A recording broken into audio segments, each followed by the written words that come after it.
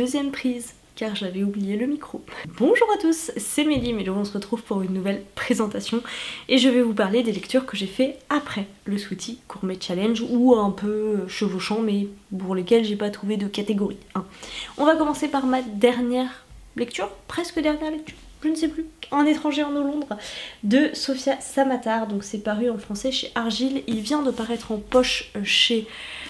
Voilà, je ne sais plus. Il vient de paraître en poche. Il me faisait envie dès sa sortie. Je l'ai acheté assez rapidement. Enfin, assez rapidement. Bon, peut-être pas, mais dans l'année qui a suivi sa sortie, parce que je l'ai trouvé d'occasion chez Gibert et je me suis dit, c'était l'occasion. Il me faisait franchement de l'œil. Et il y a eu assez peu de retours sur ce livre, jusqu'à ce que j'ai le retour de Rémi de l'encre et de la magie sur Instagram, qui est un retour absolument dithyrambique. Et il en a fait une description qui m'a vraiment beaucoup intéressée parce qu'il décrivait tout ce que je pouvais être à même de chercher dans un roman, c'est-à-dire vraiment un roman qui prend son temps, un roman de fantaisie avec beaucoup de travail sur la poésie des phrases, le choix des mots, quelque chose de très très doux, très poétique et descriptif. Donc c'est voilà, quelque chose qui me convient franchement. C'est un récit de voyage avec du coup quand même le côté fantastique dedans. Dans ce livre nous allons suivre Jevik qui est le fils d'un marchand d'épices qui est éduqué pour prendre la suite de son père et son père lui en amène pour précepteur Learn qui vient d'Au-Londres. Jevik, ça le fait rêver, Au-Londres, surtout à partir du moment où son maître lui présente les livres.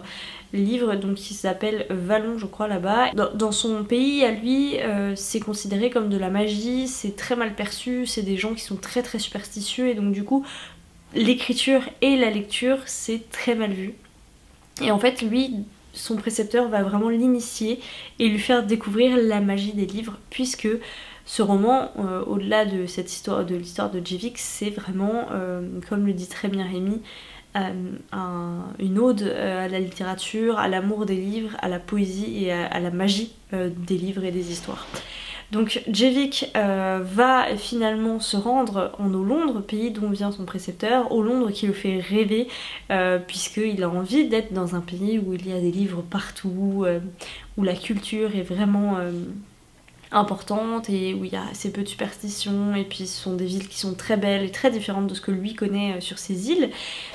Il s'y rend, il est tout à la joie de sa découverte et d'un seul coup il va y avoir un événement de type religieux au cours duquel il va se retrouver hanté par le fantôme d'une de ses, alors pas vraiment une de ses compatriotes, mais en tout cas d'une étrangère également vis-à-vis de Londres. Et à partir de là, il va se faire balader, j'ai envie de dire, entre deux pouvoirs religieux.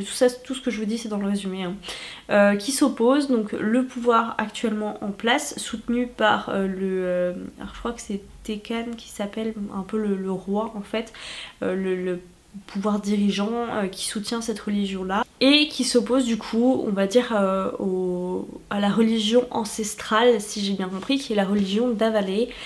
Et qui elle croit aux fantômes, ce qui est pas du tout le cas de la religion des pierres, je crois qu'elle s'appelle. Et donc voilà, il va se faire enfermer, libérer, il va y avoir beaucoup d'attentes qui vont reposer sur ses épaules de la part d'un côté comme de l'autre. J'ai trouvé ça intéressant, mais disons que ce que je reprocherais le plus à ce roman finalement, c'est peut-être de ne pas avoir assez creusé la partie religieuse et politique. J'aurais aimé en avoir davantage, mais dans le fond, est-ce que c'était vraiment le sujet? C'est pas sûr, puisque voilà, c'est ce voyage de Jevik qui atterrit une première fois en Au-Londres alors qu'il est jeune adulte et qui va en repartir. On a l'impression qu'il a pris 50 ans en fait, alors que... Enfin moi c'est vraiment l'impression que ça m'a fait quand je me suis imaginée de retour chez lui. Finalement son voyage n'a duré peut-être qu'une année et j'ai vraiment eu l'impression qu'il en avait vécu 50 quoi. J'ai eu une forme de... J'ai un peu décroché à un moment où j'ai été un peu moins passionnée, c'est-à-dire vraiment l'enfance de Jevik, son arrivée en Londres, le début du mystère vis-à-vis du fantôme, tout ça j'ai trouvé ça super chouette. J'ai eu un petit passage à vide lors d'un voyage suivant et qui m'a un peu moins touchée. Je pense que est-ce que c'est fait exprès parce que le personnage est lui-même un peu plus détaché et tout a ses problématiques puisque le fantôme littéralement, enfin quand on dit hanté par un fantôme c'est pas au sens sympa du terme. Je sais pas, mais en tout cas j'ai été moins touchée et ensuite j'ai été à nouveau prise dans le roman quand il va... enfin il y a deux histoires, il va rencontrer deux femmes dans ce roman et elles vont chacune raconter leur histoire. Et ça m'a vraiment beaucoup touchée. Je trouvais ça très très chouette. C'est ce qui m'a le plus plu. Voilà. Par rapport à ce que disait Rémi au niveau de l'écriture, c'est entièrement ça. Je vais pas en rajouter. Je vous mettrai d'ailleurs son compte en barre d'infos. Je pense qu'il a mis en story à la une des extraits de lecture à voix haute de certains passages de ce livre et voilà, c'est sublime, il n'y a rien de plus à rajouter. Autre regret en plus de ce petit passage à vide, mais qui est peut-être dû au fait que j'étais pas assez engagée dans ma lecture, faut voir ça, c'est que c'est une lecture que j'ai fait sur 15 jours à peu près, qui a été un peu laborieuse pour moi parce que j'ai pas eu de temps énormément à consacrer, enfin je n'ai pas consacré énormément de temps à la lecture, j'ai été pas mal occupée.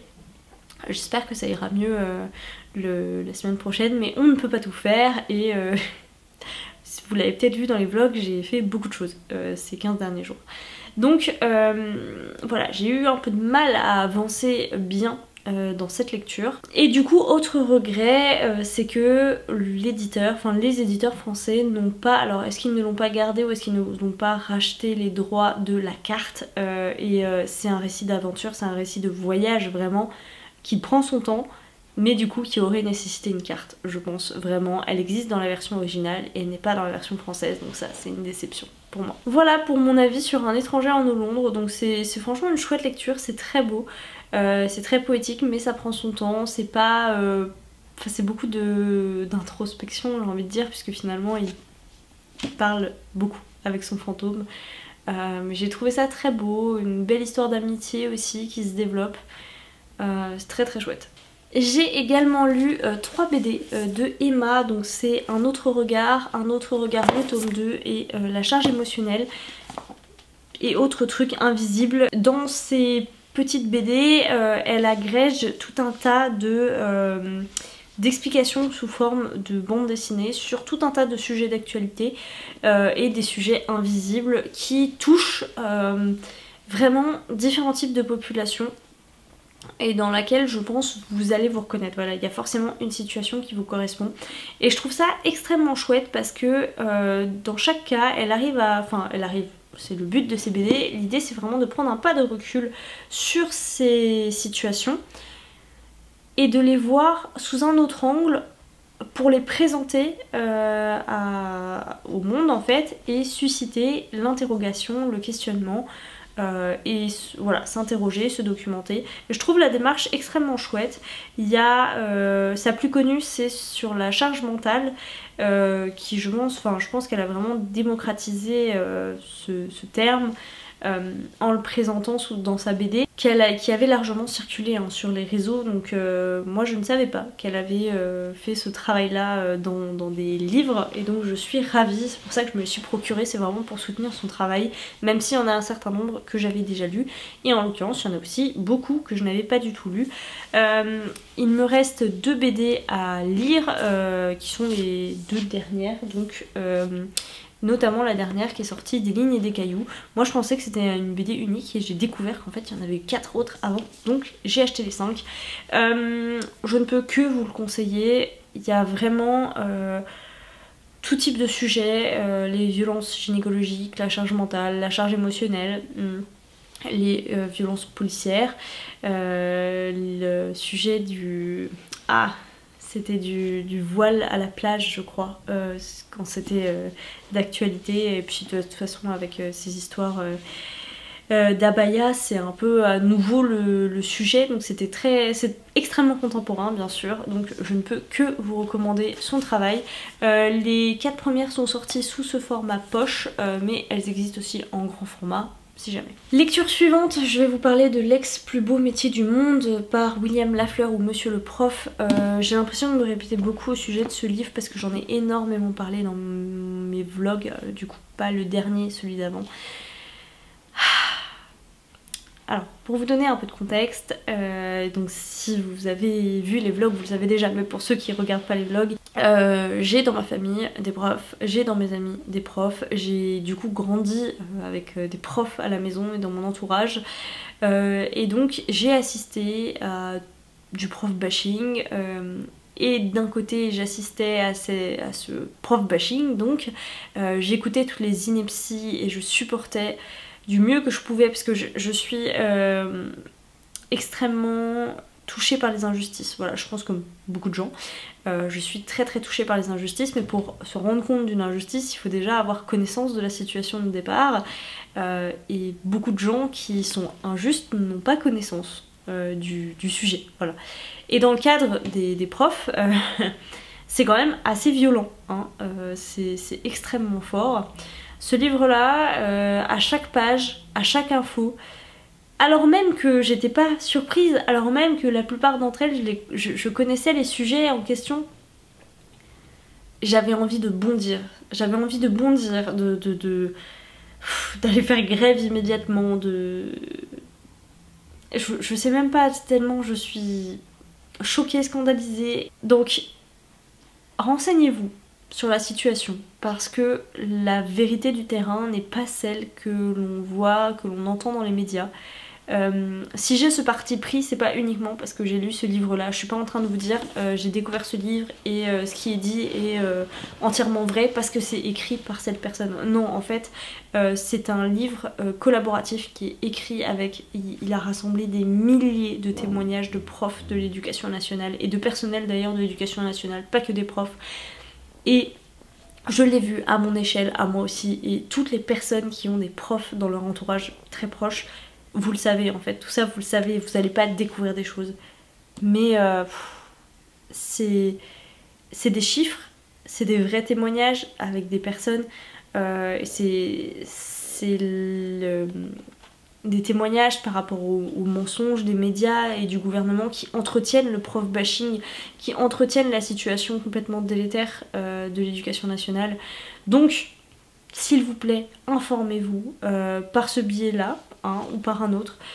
Suivez Monsieur le Prof aussi sur Facebook. Alors maintenant, il est plus prof, donc il peut plus partager des anecdotes, mais c'est vrai que c'est pareil, il y avait un certain nombre de témoignages sur ces journées de profs. Et en dessous, on avait dans les commentaires des tas de profs qui expliquaient qu'ils étaient dans des situations similaires. Et autant parfois c'était juste des petites choses drôles du coup par rapport à ces cours d'anglais, autant parfois c'est vraiment des situations très graves.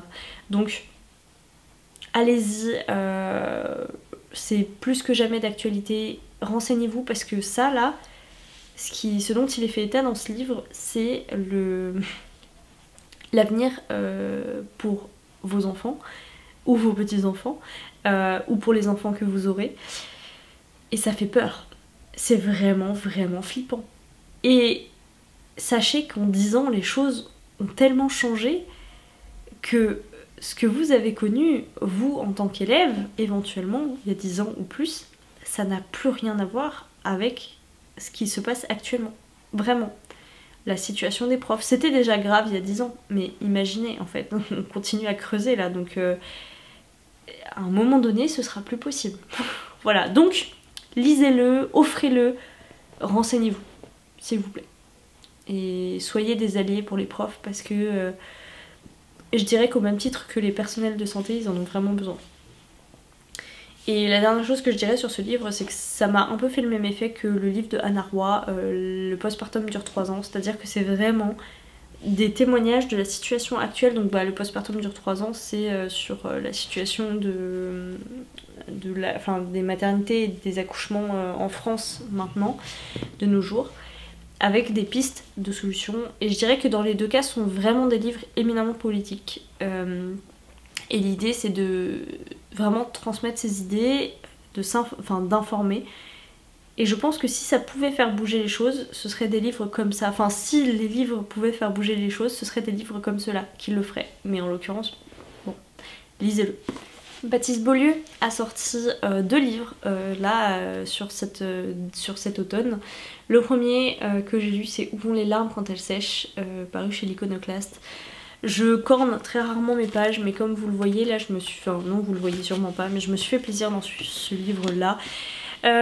Alors, j'ai passé un très très chouette moment, comme j'ai corné des pages, parce que c'est vraiment la plume de Baptiste Beaulieu qui a pour moi énormément de force. Il a une façon de dire les choses qui sont tellement justes, vraiment pour moi c'est de la justesse, tellement juste, tellement impactante, tellement forte, tellement poétique, parce qu'il y a de la poésie dans ce qu'il dit, dans les expressions qu'il utilise, dans les mots qu'il choisit, dans sa syntaxe. Voilà, il y a quelque chose de très particulier chez Baptiste Beaulieu. Ça n'a rien à voir avec la forme de poésie qu'on peut avoir dans Un étranger en Londres par exemple, vraiment ça n'a rien à voir. Là c'est de la poésie contemporaine, j'ai envie de dire. Ce livre-là c'est de la poésie. Voilà, c'est un roman, c'est une autobiographie et c'est de la poésie, c'est les 3 en même temps, c'est ce que je vous disais sur Instagram. Et c'est beau, voilà, c'est très beau. Je trouve que Baptiste Beaulieu, alors je pense que vous le connaissez maintenant à force d'en entendre parler, donc c'est un médecin généraliste qui est également romancier à ses rares heures perdues. Il a un recul magnifique sur la vie, sur l'humanité, il se pose énormément de questions et il partage ses réflexions avec un public donc sur Instagram et dans ses romans et je trouve ça beau, voilà, je trouve ça très très beau. Il aborde énormément de sujets, la vie, la mort, la grossophobie, la maladie, les enfants, la naissance, voilà, dans ses romans et dans ses livres, il aborde énormément de choses, c'est d'une beauté sublime. C'est quelqu'un d'extrêmement intéressant, je pense que c'est le médecin que tout le monde voudrait avoir. Maintenant, le petit reproche, tout petit reproche que je ferais, c'est que il n'y a pas vraiment... Alors il y a des histoires un peu neuves, mais si comme moi vous le suivez sur Instagram depuis quelques années maintenant, vous savez qu'il partage des anecdotes de sa vie de docteur sur Instagram par rapport à des patients, des situations qui l'ont marqué. Il les partage. Et en fait là il y en a beaucoup qu'on connaît déjà. Voilà.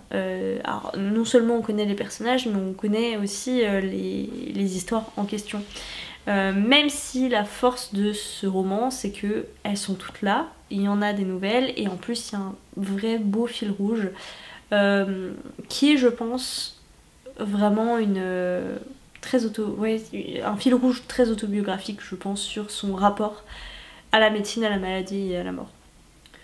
Voilà ce que je peux dire de ce livre que forcément je vous conseille. Il est très court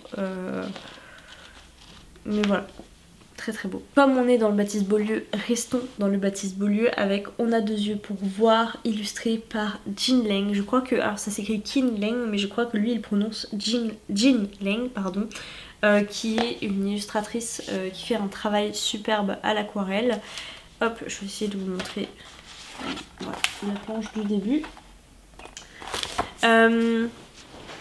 On a 2 yeux pour voir, c'est l'histoire d'un enfant qui a un œil lune et un œil étoile.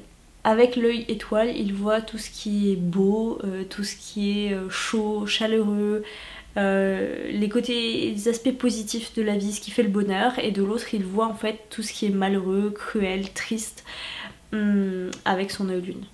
Et on va suivre cet enfant qui va traverser plusieurs grandes périodes de la vie d'un enfant, c'est-à-dire un déménagement, l'arrivée d'un autre enfant dans la famille, la perte d'un être cher, la perte d'un animal de compagnie, l'arrivée à l'école. Toutes ces petites choses qui sont des événements vraiment marquants dans la vie d'un petit. Et il va voir chacun de ces événements avec un œil, puis l'autre, puis les deux. Et je trouve ça très très beau, la morale est sublime. C'est un livre qui ne sera pas en carton puisque je vais l'emmener avec moi. Je l'ai déjà lu à ma fille, je l'ai déjà lu 2 fois d'ailleurs. J'ai déjà pleuré 2 fois à toutes les pages, sauf les 3 premières peut-être, où on pose vraiment l'explication. Et la morale à la fin est vraiment très belle et très éloignée de tout ce qu'on peut lire comme injonction à la positivité et voilà, je pense que ça sort un peu des morales toutes faites qu'on entend beaucoup. C'est une vraie réflexion, j'ai trouvé ça très très beau. Donc je ne peux que vous le recommander, comme son premier d'ailleurs, Les gens sont beaux. Voilà, que j'ai beaucoup aimé. Dernier livre dont je vais vous parler, c'est un audio puisque je l'ai écouté. Il s'agit du tome 2 de la trilogie des elfes de Jean-Louis Fedjen. J'essaierai de vous remettre en barre d'infos mon avis sur le tome 1. Dans ce tome 2, c'est une suite quasi... Alors non, c'est pas une suite directe du tout, il s'est écoulé plusieurs mois depuis la fin du tome 1. 9 mois je crois, quelque chose comme ça. Ouais, à peu près. On va à nouveau suivre Uther Pendragon et Liane. Et ce deuxième tome m'a beaucoup plus plu que le premier parce que enfin j'ai retrouvé des éléments tangibles, vraiment chronologiques dans l'histoire de la genèse des Chevaliers de la Table Ronde et des légendes arthuriennes. Beaucoup plus que ce n'était le cas dans le premier tome, même si dans le premier tome effectivement on retrouvait le principe d'Excalibur, le personnage de Merlin, le personnage d'Uther, on avait une mention d'Ygraine je crois, tout ça mélangé avec des éléments de fantasy, les différentes classes d'elfes, les nains, tout ça. Alors j'ai beaucoup plus apprécié ce tome là parce que voilà, on se rapproche chronologiquement d'éléments que je connais. Alors ma culture sur les légendes arthuriennes elle est assez basique, hein. Je dirais que j'ai lu un roman de Marion Zimmer Bradley, donc le premier tome des Dames du Lac, j'ai vu une partie, même pas tous, des épisodes de Camelot, voilà. J'ai vu Sacré Graal des Monty Python, mais sinon globalement je suis pas très très renseignée sur ces légendes et sur ces mythes. Et celui qui me reste le plus en tête et qui est un peu pour moi ma référence, c'est... ah oui, j'ai vu le Disney aussi, mais c'est Excalibur, qui est un très vieux film qui a très mal vieilli, j'essaierai de vous le mettre ici, mais que j'ai vu beaucoup de fois. Je pense que je l'ai vu une première fois trop jeune et je me suis... je sais pas, j'ai aimé en fait. Et depuis je l'ai revu un certain nombre de fois. Il y a vraiment la partie qui m'a marquée, c'est sur le avant. Voilà, j'ai vraiment été plus marquée par cette partie-là et donc c'est de ça qu'on parle ce deuxième tome, c'est le avant la naissance d'Arthur et ça m'a vraiment beaucoup plu. Voilà. Maintenant il y a quand même des points négatifs, à commencer par l'hypersexualisation de la femme. Très clairement la pauvre Ygraine, voilà, hein. 16 ans. Autre point négatif, plus léger mais qui était vraiment très présent dans le premier tome, c'est l'aspect très Seigneur des Anneaux que je trouve un peu pompé de Tolkien honnêtement sur certains éléments, mais ça je pense que je l'avais déjà dit. J'ai aussi noté des choses qui me paraissent un peu justement pas un peu incohérents par rapport à ce qu'on a appris dans le tome 1, notamment vis-à-vis des elfes qui sont... Enfin pour moi ils étaient présentés comme très détachés de la matérialité des choses et des émotions et en fait à un moment ils tentent une embuscade à un évêque humain qui a avec lui un trésor et ils sont trop heureux de trouver le trésor et d'avoir de l'or en fait. Et moi j'ai trouvé ça pas très logique mais bon c'est comme ça. Et enfin dernière critique qui là pour moi est plus importante, je trouve, qui m'a vraiment dérangée dans ma lecture sur la fin. On sait... puis c'est pas un secret si vous connaissez un peu les légendes, qu'il y a une histoire entre Uther Pendragon et Ygraine, hein, voilà. Il se trouve que, je pense, dans le premier tome, c'est à peine mentionné qu'il y a un feeling entre les deux. Dans ce tome-ci, ça doit être mentionné peut-être 2 fois, et encore à la va-vite en passant, et jamais par un des deux concernés. Donc, si peut-être une fois Ygraine, mais jamais Uther ne pense ou n'évoque Ygraine, ni dans son... Alors dans son discours vite fait, on sent, voilà, il demande où elle est, mais il n'y a rien d'amoureux ou de... rien du tout, vraiment rien. C'est ses amis finalement, quand ils discutent entre eux, qui se disent ah oui c'est vrai, il y avait un truc entre Ygraine et Uther, on le taquinait beaucoup avec ça, mais... et c'est tout. Et en fait, à la fin, il va se retrouver face à elle et d'un seul coup... on a l'impression qu'il tombe amoureux, mais genre un truc de ouf et voilà. Et du coup tout ce qu'il a vécu avant avec Liane, ben ça vaut plus rien. En fait comme si vraiment il y avait un interrupteur, Liane, Y. Liane, Y. Sauf que du coup on était sur Liane pendant les 2 premiers tomes et là boum, on a basculé sur Y à la fin de celui-ci. Et je trouve ça très dommage parce que ça aurait pu alors soit être expliqué, pourquoi pas, avec la magie, dire qu'il avait été vraiment sous la passion qu'il avait pour Liane, ou alors ça aurait pu être amené de façon subtile avec une expression du manque et de l'amour impossible, par exemple. Donc voilà, pour moi les petits regrets, mais sinon on retrouve Merlin, on retrouve Morgane, Ygraine, son mari, les joutes, voilà, vraiment un univers qui moi me convenait beaucoup plus que le pseudo Seigneur des Anneaux qui était le tome 1. Et ben voilà, c'est tout pour moi, j'espère que cette vidéo vous a plu, n'hésitez pas comme d'habitude à venir me dire dans les commentaires s'il y a certains livres que vous avez déjà lus sur lesquels vous avez un avis similaire ou différent du mien, ou s'il y a des livres sur lesquels vous souhaitez des infos supplémentaires. Je suis aussi disponible en MP bien sûr. Je vous mettrai dans la barre d'infos toutes les références que j'ai citées, et puis bah en attendant une prochaine vidéo, je vous souhaite à toutes et à tous de très très belles lectures.